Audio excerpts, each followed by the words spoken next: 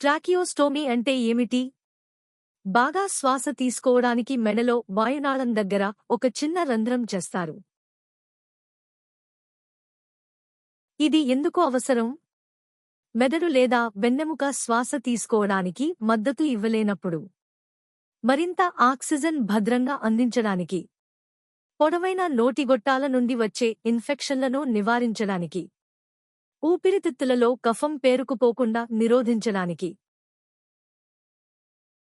ఇది కోలుకోవడానికి ఎలా సహాయపడుతుంది?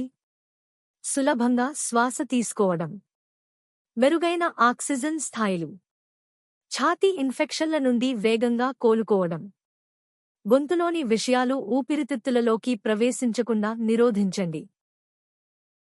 ఇది నొప్పిగా ఉంటుందా? అసౌకర్యం తక్కువగా ఉంటుంది, కానీ ప్రయోజనాలు అసౌకర్యం కంటే ఎక్కువగా ఉంటాయి. ఎప్పుడు తీసివేయబడుతుంది?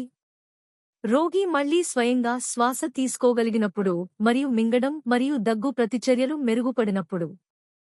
ట్రాకియోస్టమీలో ఉన్నప్పుడు ఒక వ్యక్తి మాట్లాడగలరా? అవును, ప్రత్యేక స్పీకింగ్ వాల్వులతో మరియు వైద్యులు అది సురక్షితమని నిర్ధారించిన తర్వాత చాలా మంది రోగులు మళ్లీ మాట్లాడగలరు. గుర్తుంచుకోండి, ట్రాకియోస్టమీ కోలుకోవడానికి సహాయపడుతుంది. ఇది ఒక ఎదురుదెబ్బ కాదు. ప్రత్యేక న్యూరోక్రిటికల్ మరియు పునరావాస సంరక్షణ కోసం సంప్రదించండి.